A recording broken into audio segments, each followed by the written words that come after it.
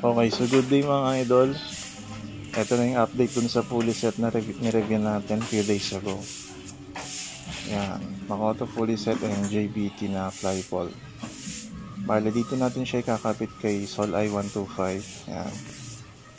Kung makikita nyo is kinonvert ko na siya ng NMAX visor. Parang NMAX looks talaga. Okay, so umpisa na natin baklasin mga idol.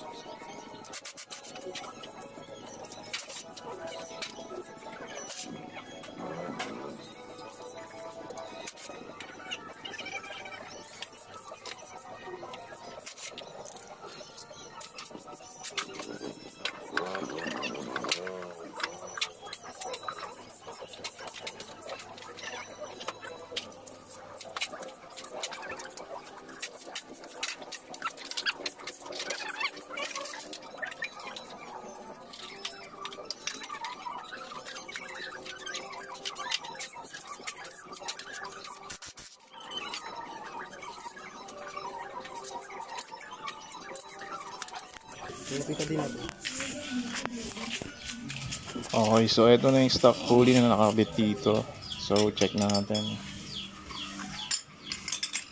Yan, maghihirap mag-check pag walang tagahawak ng camera. So makikita nyo dito is malaki na yung space dun sa may slider piece niya. Nakahayog na, pati yung mga flyball niya. May mga tama na rin, so papalatin na natin yan ng bago.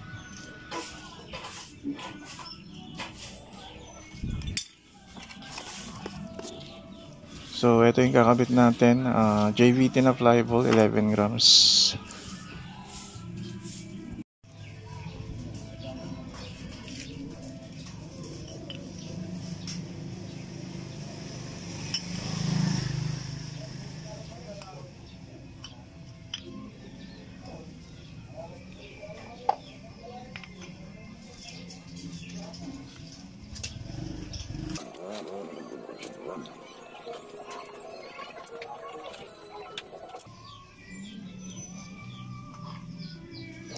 So ito yung dalawang washer niya, yung tuning washer, isang manipis tsaka isang makapal. So i-tune natin yan mamaya kung saan siya mas angat yung belt. Okay, so ikakabit ko muna is yung manipis na tuning washer. So ayan, salpak na natin yung kanyang drive face. So lalagay na natin.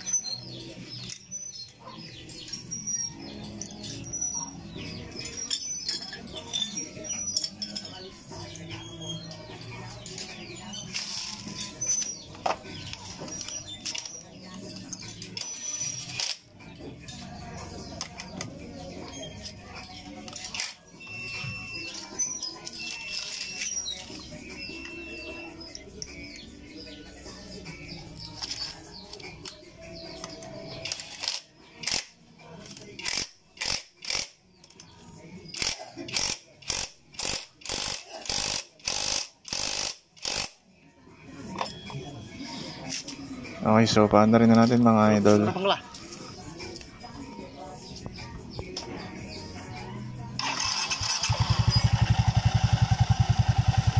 Palitin na talaga yung belt ko, mahingi na siya. Tsaka mahirap na yan yung pag niya, mapagpag na siya.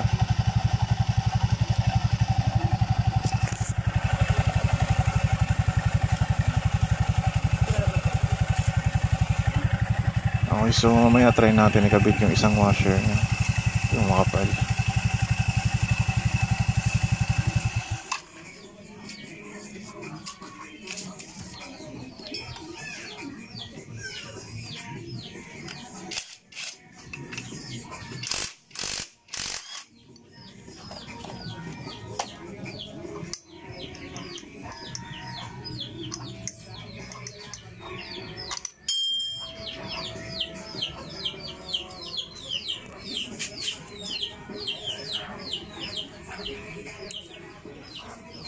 So try muna natin ng walang washer mga idol.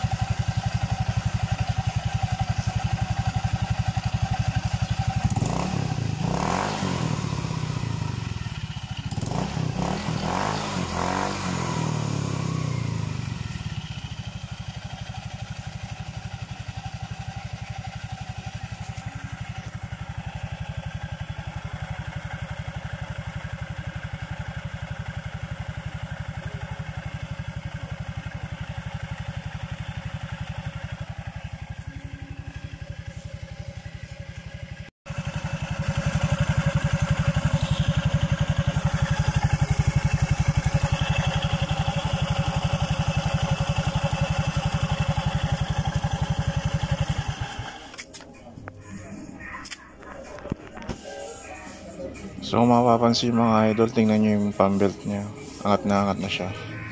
Bali naka 1000 rpm na center spring na pala ito mga idol. So itong fan belt nya, papalitan na rin natin yan pag medyo nagka budget na.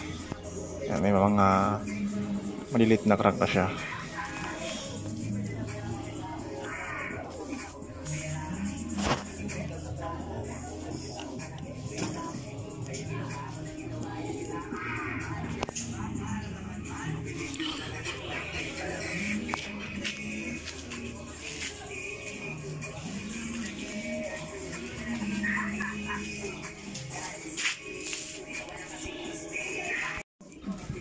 Test drive naman natin siya ngayon mga idol.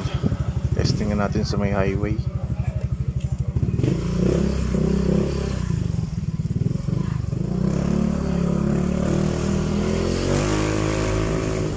So gumanda yung arangkata niya ngayon compared dun sa dati.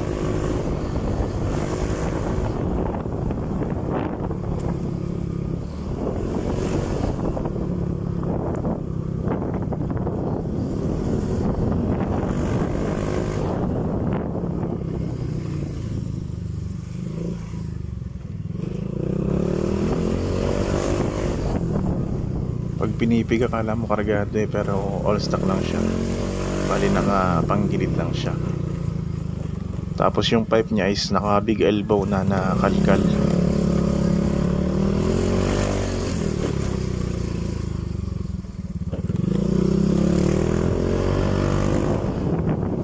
Tapos pansin ko rin is yung lagitik niya sa may panggilid, hindi na siya gano'n ngayon, tumahimik na. May konting lagitik na pero hindi na siya malakas gaya nung dati.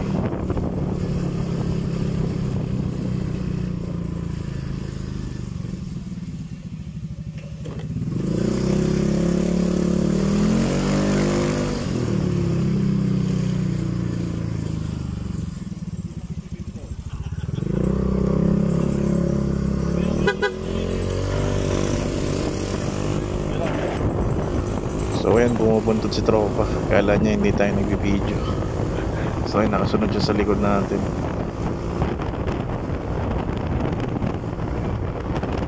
saglit nyo lang kunin yung 80 kph, magna 90 kph na siya kahit malapit lang yung tinakbo natin. So tabi muna natin saglit. So testing ulit natin pabalik. Ayan, wala masyadong sasakyan. Try natin birahin.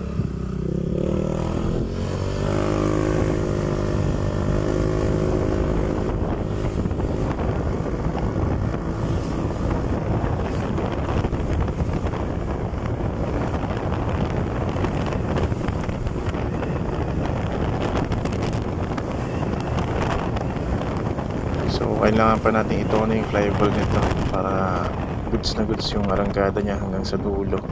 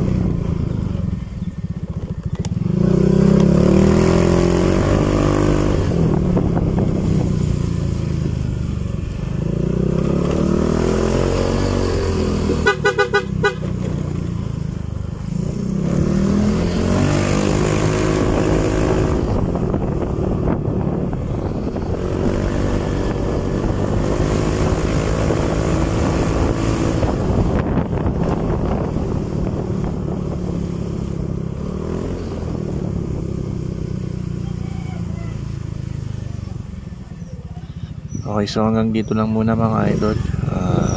Ride safe always and God bless.